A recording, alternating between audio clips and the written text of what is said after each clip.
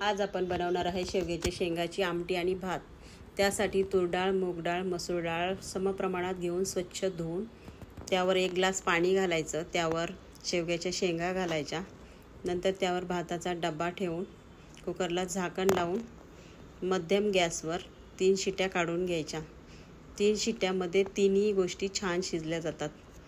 त्यानंतर गॅसवर कढई ठेवून कढईमध्ये 2 ते 3 चमचे तेल घालून तेल गरम झाल्यावर त्यावर जिरे, मोहरी, हिंग, ठेचलेला लसूण, कढीपत्ता घालून छान फोडणी तयार करून घ्यायची। त्यावर 2 हिरव्या मिरच्या घालायच्या।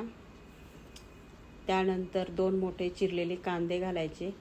कांदा छान परतून घ्यायचा।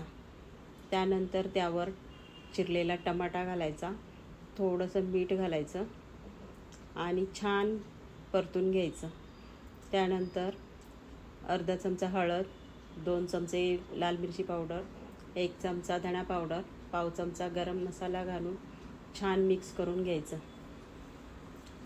नंतर कुकर उघडून त्यातील भाताचा डबा वेगळा काढून डाळीतील शेवग्याच्या शेंगा एका प्लेटमध्ये काढून घ्यायच्या। डाळ छान घोटून घ्यायची। घोटलेली डाळ कढईमध्ये घालायची। आपल्याला लागेल तेवढं पाणी घालायचं। चवीप्रमाणे मीठ घालायचं। 1 चमचा गूळ घालायचा। छान मिक्स करून घ्यायचं। त्यानंतर कसुरी मेथी घालायची। डाळीला छान 2 ते 3 उकळ्या आणायच्या।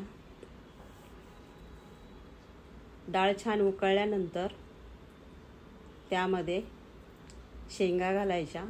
त्यानंतर बारीक चिरलेली कोथिंबीर घालायची। पुन्हा 1 उकळी आणायची।